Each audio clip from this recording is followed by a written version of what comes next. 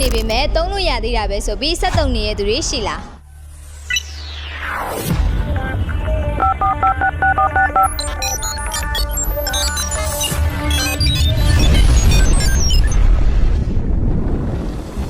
ဖုန်းကအပေါ်မှာအဲ့ယုံလေးပဲဆိုပြီးမပေါ့ဆပါနဲ့အဲ့ဒီအကြောင်းကနေဖုံမုံတွေချွေးတွေရည်တွေကဖုန်းရဲ့အတွင်းပိုင်းနဲ့ထိအလွယ်တကူဝင်သွားနိုင်ပါတယ်အဲ့ဒီလိုမျိုးဖုန်းအတွင်းပိုင်းနဲ့ထိဝင်သွားပြီဆိုရင်တော့ကြာလာတာနဲ့အမျှဖုန်းကတက်စခွဲနဲ့ display ပိုင်းတွေကောင်းကောင်းအလုံးမလုံးနိုင်တော့ပါဘူးကြာလာရင်ဖုန်းရဲ့မာသားပုတ်ကိုပါထိခိုက်နိုင်ပြီးကိုယ့်ရဲ့ဖုန်းကိုပျက်စီးစေနိုင်ပါတယ်အဲ့ဒါကြောင့်ကိုယ့်ရဲ့ဖုန်းကအဲ့ရလေးတွေဖြစ်လာပြီးမှန်ကွဲစားပြုတ်လာပြီးဆိုရင်တော့အချိန်မီပြုပြင်နိုင်ရန်ကြွကျင်တဲ့ technician များစီတွားရောက်စစ်ဆေးဖို့အကြံပြုချင်ပါတယ်အားလုံးကိုကျေးဇူးများတင်ပါတယ်